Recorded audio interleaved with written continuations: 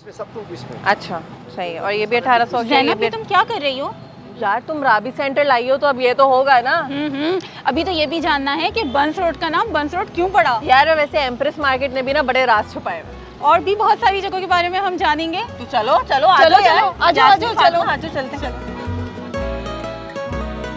तुम्हें पता है कि तारिक रोड का नाम जो है वो तारिक इब्ने ज़ियाद के नाम पे जो है वो तारिक रोड रखा गया था। Really? और इसकी हिस्ट्री ये है कि ये अराउंड 80s में जो है वो मार्केट बनी थी और बनते बनते ये इतना फैल गई कि अब ये कराची की सबसे बड़ी मार्केट्स में शुमार होती है। यार।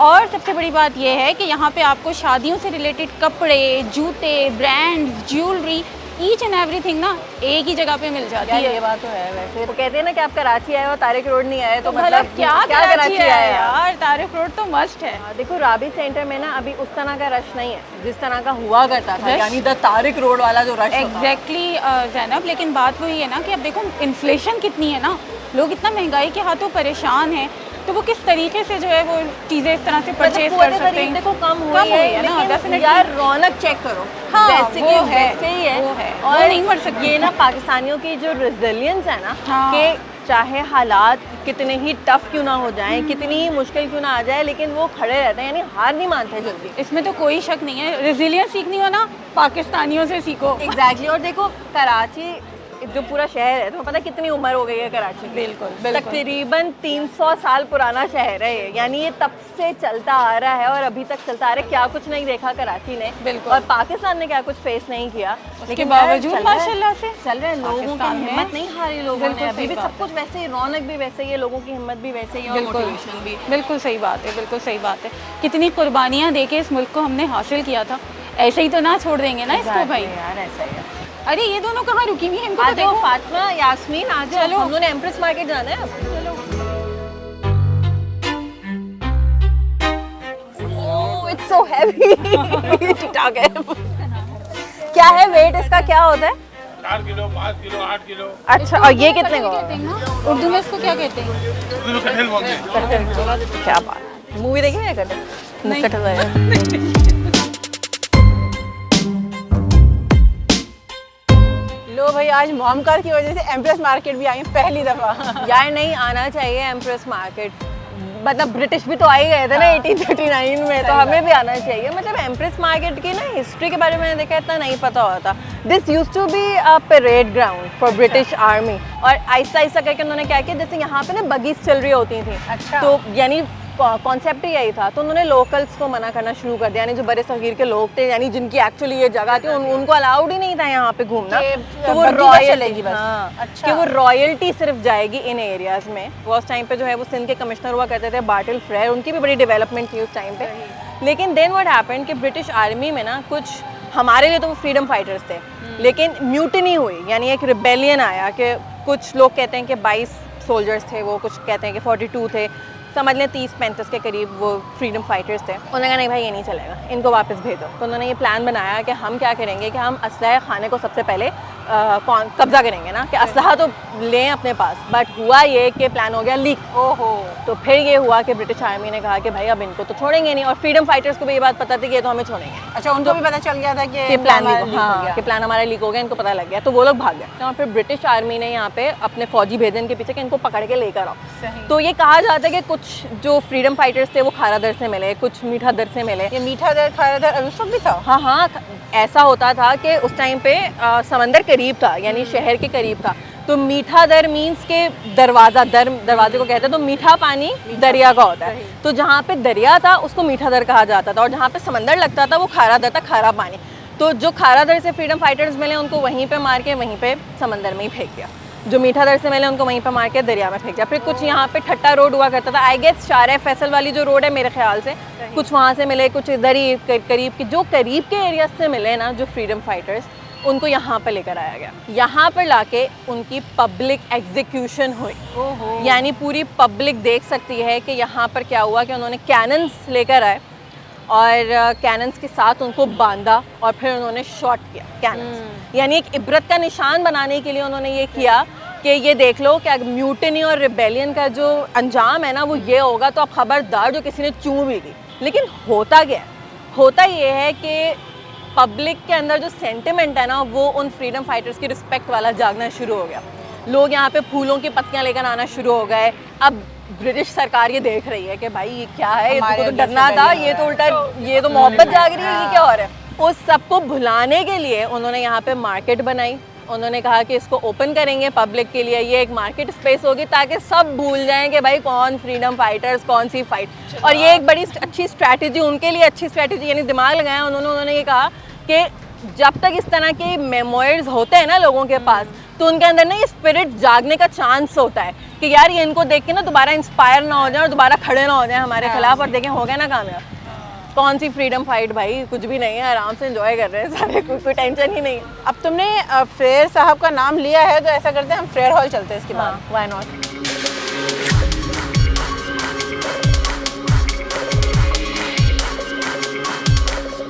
चलो भाई, फ्रेयर हॉल भी आ गए। अल्हम्दुलिल्लाह, मैं तो फर्स्ट टाइम ही आई हूँ, लेकिन Seriously? हाँ, लेकिन मुझे इसकी इंपॉर्टेंस का पता है, इसकी हिस्ट्री का पता है। इसकी कोई हिस्ट्री भी है फातिमा? देखो, हिस्ट्री इसकी ये है कि ये बिल्डिंग अपने कल्चरल आर्किटेक्चरल इंपॉर्टेंस की वजह से मशहूर है। इसको बनाने के पीछे एक ब्रिटिश आर्किटेक्ट का हाथ था। अच्छा। उनका नाम था लेफ्टिनेंट कर्नल क्लेयर विल्किंस। अच्छा। और इन्होंने ये बिल्डिंग 1865 में बनाई थी और इसको डेडिकेट कर दिया था उस वक्त के कमिश्नर ऑफ सिंध बाटले फ्रेयर के नाम से। इसीलिए इसका नाम फ्रेयर हॉल है। जब ही इसका नाम ये रखा गया। हाँ, इसकी बिल्डिंग में हमें विक्टोरियन और वेनेशियन गॉथिक स्टाइल का ब्लेंड नजर आता है। तुम ये देख रही हो ना, इसके पीछे जो आर्चेस बने हुए हैं, हाँ। ये कितने खूबसूरत है। और अंदर भी इसमें बहुत इंट्रिकेट डिटेलिंग हुई हुई है। बेसिकली उस वक्त एक टाउन हॉल था जिसमें अच्छा। पब्लिक गैदरिंग्स होती थी, लोग मिलते थे, एग्जीबिशंस होती थी। अब भी यहाँ जो है म्यूजिकल कॉन्सर्ट्स होते हैं, एग्जीबिशंस लगती हैं। समझो कि ये उस वक्त हमारा एक्सपो सेंटर की तरह था। फातिमा, ये तो तुमने बड़ी ज़बरदस्त इन्फॉर्मेशन दी है। चलो अब थोड़ा सा रोम अराउंड भी करते हैं यहाँ पे। आ जाओ यार, ये देखो, ये कितना क्यूट है, कितना मासूम सा है ना। यार हमारे तो डायनासोर्स भी बड़े मासूम हुआ करते थे। डायनासोर्स? क्या बोल रही हो? ये क्या है? वेस्टर्न बलोच, तुम लोगों को मजाक लग रहा है? वेस्टर्न बलोचिस्तान में फॉसिल्स मिले थे, ये बात किसी को पता नहीं है, लेकिन यहाँ पे डायनासोर्स भी होते थे, लेकिन वो मासूम इसलिए होते थे कि वो हर्बीवोर्स थे, घास खाते थे। भाई, घास की बात की है और खाने की बात की है तो मुझे लग रही है जोरों की भूख। चलो कहाँ चलें? चले बर्न्स रोड चलते हैं। चलो चलो चलो, बर्न्स रोड चलो। बग्गी में बैठ के जाएं बर्न्स रोड।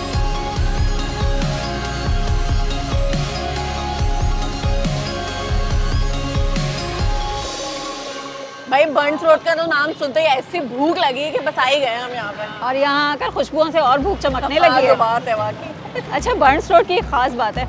यहाँ की ख़ास बात सिर्फ खाने नहीं है, बल्कि यहाँ की ख़ास बात ये है कि यहाँ बहुत सारी मुख्तलिफ कम्युनिटी के लोग एक साथ रह रहे हैं। पंजाबी सौदागरान, मेमन, गद्दी बरादरी, कुरैशी बरादरी। और मैंने जब पढ़ा ना इसके बारे में तो मुझे इतना अच्छा लगा कि इतने सारे डिफरेंट कल्चर्स और उनके इतने सारे मुख्तलिफ खाने, यहाँ की रौनक दुबाला हो जाती है। दैट्स वेरी इंटरेस्टिंग, क्योंकि डाइवर्सिटी जहाँ पे होती है ना, वहाँ पे फूड वैरायटी भी ज़्यादा होना शुरू हो जाती है। और ये जगह कराची में सबसे ज़्यादा पुरानी है। पता है 1940 से यहाँ पे रेस्टोरेंट बनने शुरू हुए हैं।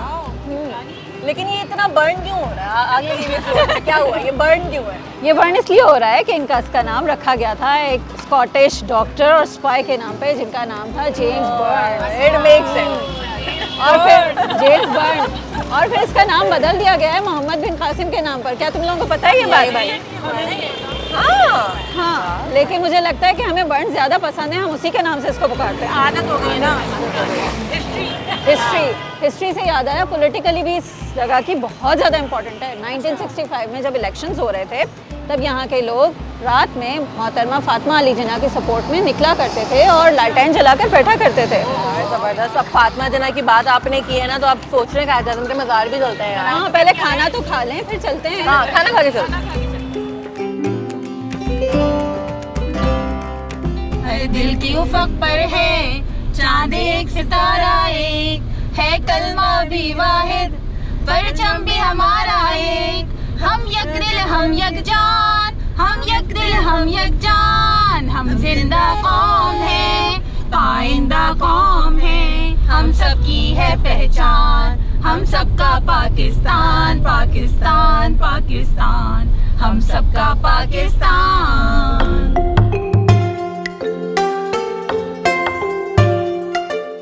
अंदर अंदर तो हमें जाने नहीं दिया, तो ऐसा करते हैं कि हम यहीं पे खड़े होकर जो है ना कायद आज़म के मज़ार का दीदार करते हैं और थोड़ी सी डिस्कशन कर लेते यार हैं। हाँ, क्योंकि देखो हिस्टोरिकल इंपॉर्टेंस तो है ही कायद आज़म के मज़ार की, आर्किटेक्चरल भी है ना। बिल्कुल। मतलब 8 साल लगे इसकी पूरी कंस्ट्रक्शन में, इतनी डिटेलिंग थी। या मर्चेंट बड़े फेमस आर्किटेक्ट हुआ करते थे, उन्होंने ये डिज़ाइन किया है। और जो पूरे इसके जिस तरह की यानी कलर और जो आर्किटेक्चर के जो पैटर्न्स इस्तेमाल हुए हैं वो इस्लामिक, मुगल बने हुए, और फिर बिल्कुल। मॉडर्निस्ट अप्रोच थी, यानी एक पूरी इस्लामिक transition दिखाई डिज़ाइन, है। हाँ इस्लामिक डिज़ाइन को थोड़ा मॉडर्न करके वो किया है। कायद आज़म के मज़ार को जिस तरह से डिज़ाइन किया है ना, उसमें बहुत ज़्यादा सिम्बलिज्म भी है। अब कायद आज़म की एक पर्सनालिटी थी, एक विजन था, पीस का मैसेज कितना इंपॉर्टेंट था ना, यूनिटी का मैसेज। तो जब हम देखते हैं कायद आज़म के मज़ार को तो आपको ना एक्चुअली वो स्पिरिट फील होती है, बिल्कुल, और हमें भी से फील हो रही है, वो एक हाँ, goosebumps ही आ रहे होते हैं वो ना। पीसफुल सा फील होता है और आप ना थोड़ा सा कुछ इमोशनल भी होना शुरू हो जाते हैं। बेशक, मतलब वो तो बेशक। उन्होंने ये डिज़ाइन ही इस तरह से किया था। यार मैं तो ये सोचो ना कि वो शख्सियत जिन्होंने हमें ये आज़ादी दिलाई, ये मुल्क दिलाया, जिसमें हम आज आज़ादी के साथ सांस ले रहे हैं, वो इसके अंदर इस बिल्डिंग के बिल्कुल। अंदर और देखो ना मौजूद है। यार, अब देखो जैसे सोशल मीडिया पे और जिस तरह का एक एनवायरनमेंट हुआ हुआ है इस 14 अगस्त में, बहुत ज़्यादा मीम्स आ रही हैं और बहुत ज़्यादा ही आ रही हैं। अब जैसे कि एक मीम है कि इस 14 अगस्त में गोरों को मुल्क वापस कर देते हैं। God, मतलब भाई अब देखें यहाँ पे खड़े होके कायद आज़म के मज़ार के सामने खड़े होके अब ये बात बोलेंगे यार मुल्क वापस कर देते हैं, क्यों दिया आपने ये मुल्क? कायद हाँ, आज़म खुद यहाँ होते तो उन्हें कैसा महसूस होता? हाँ, मतलब इस बिल्डिंग को देखकर ही वो एक इमोशनल जो मुझे लगता है एसोसिएशन है वो जाग रही है अपने मुल्क के साथ। भाई अपनी चीज़ क्यों दें? हम किसी को क्यों दें? हमने कोई इसको आसानी से हासिल किया है, हमने इतनी कुर्बानियाँ देके ये मुल्क हासिल किया है। जैसे तो अब हम एक इसको और कैसे मीम है कि the star on the Pakistani flag is actually a rating, it's a review. अभी हम बंसोड़ से होकर आए हैं भाई, हाँ, खाने के तो हाँ, तो 5 5 स्टार rating है देने को ना, तैयार हैं हम। वो तो अंग्रेज भी हमसे ही लेके गए थे ना स्पाइसेस, बिल्कुल सही बात वो है। 5 स्टार है। वो कहते हैं ना कि अपनी ही मिट्टी पे चलने का सलीका सीखो, संगमरमर पे चलोगे तो फिसल जाओगे। मुझे जो होप नज़र आई ना, उस दिन हम लोग आ रहे थे डिनर करके वापस और एक गजरे वाला था जो हर सिग्नल के ऊपर ही होता है, तो वो आया एकदम से, तो मेरे हस्बैंड ने कहा कि गजरे दे दो, 2 गजरे दे दो, लेकिन जैसे ही वॉलेट देखा तो कैश नहीं था, बिल्कुल भी कैश नहीं था, मेरे पास भी नहीं था। तो उसने कहा कहने कोई बात नहीं भाई, आप पैसे ले लें, हमारी भी तो भाभी है। दिस इज समथिंग, यानी this one thing makes me stay in Pakistan. बिल्कुल सही बात है। मुझे ऐसा लगता है पाकिस्तान ना एक ट्रैफिक जैम की तरह है। जब ट्रैफिक जैम में हम फंसते हैं ना, तो देखो 3 किस्म के लोग होते हैं। या तो आप वहीं खड़े रहें और इंतज़ार करें कि जब ट्रैफिक खुलेगा तो आप जाएं। दूसरा तरीका ये है कि आप कहीं पतली गली से निकल के अपना साइड ट्रैक करें और गलियों से निकल के अपने जगह पे पहुंच जाएं। और तीसरा तरीका ये है कि आप गाड़ी से उतरें, वॉलंटरीली जगह बनवाएं ताकि दूसरों की गाड़ियाँ भी आगे जाएँ और आपकी गाड़ी भी अंदर जाए, आगे जाए। ज़बरदस्त एग्जाम्पल। तो आप ये सोचें कि आप इनमें से तीनों में से कौन है? आप क्या बनना क्या चाहते हैं? पाकिस्तान के लिए क्या बनना चाहते हैं? बिल्कुल। देखें, और कायद आज़म ने कहा था कि नौजवान मुस्तकबिल के मेहमान, और मैं समटाइम्स ये सोच रही होती हूँ, मुझे ऐसा लगता है कि हम लोग ना, देखें मायूसी है, होपलेसनेस है, बिल्कुल है, लेकिन एक काम जो मुझे ऐसा लगता है हम नहीं कर रहे हैं ना, हम अपने नौजवानों के ऊपर बिलीव नहीं करते। अब देखो, पता है कुछ भी कर लो ना, Pakistan is a blessing for us. अभी हमें कुछ बहुत सारे लोग चले गए ना, अभी यही सोच के कि मायूस होके कि यहाँ हालात अच्छे नहीं हैं, लेकिन मुझे ऐसा लगता है कि दे विल रिग्रेट आफ्टरवर्ड्स कि लेटर ऑन जो पाकिस्तान के हालात हैं ना, वो दुनिया के हालात को अगर कंपेयर किया जाए तो अब भी वी आर बेटर ऑफ। सबसे पहली बात ये है कि there is no power on earth that can undo Pakistan, और ये एक फैक्ट है और हमें इस चीज़ के ऊपर बिलीव करना चाहिए। यार ऑनेस्टली बताऊँ, for me Pakistan, when I say Pakistan I mean Karachi. As somebody who has lived in different cities of Pakistan, मतलब केपी का भी एक्सपोजर है, पंजाब का भी एक्सपोजर है, कराची एक सिविक डिज़ास्टर है, इसमें कोई शक नहीं है। यानी ये वही सिंबलाइज कर रहा है कि मुल्क के हालात ख़राब हैं, but I will always choose Karachi over anything else in the world. मतलब कराची की जो वाइब है, जो लोग हैं और जो एनर्जी है ना कराची की, जैसे मैं यही गजरे वाले की बात कर रही थी, मतलब ये जो जज्बा है ना लोगों का, ये लोग आपको नहीं मिलते कहीं पे। हाँ, कराची इज़ मिनी पाकिस्तान। इसीलिए तो कहा जाता है कि इसमें हर रंग के और हर तरह के, हर कल्चर के लोग आके समा जाते हैं। और फिर कराची का शख्स कहीं भी जाएगा, किसी भी शहर में, वो पहचाना जाता है कि ये कराची वाले हैं। सही, बिल्कुल ठीक। और अनप्रेसिडेंटेड टाइम्स हैं। इसमें एक सजेशन था, किसी ने लिखा हुआ था, मुझे बहुत अच्छा लगा, and I would really like to say this के क्योंकि हालात बहुत ज़्यादा ख़राब हैं, लोगों की कमर टूटी हुई है। 14 अगस्त पे नए कपड़े बनाने के बजाय आप किसी का बिल पे कर दें। बहुत अच्छी बात है, बिल्कुल सही बात है। Let's do this. आखिर में बस इसी दुआ के साथ मैं कहूँगी कि जो है वो खुदा करे कि मेरी अर्ज़ पाक पर उतरे, खुदा करे कि मेरी अर्ज़ पाक पर उतरे वो फसले गुल जिसे अंदेश आए ज़वाल ना हो।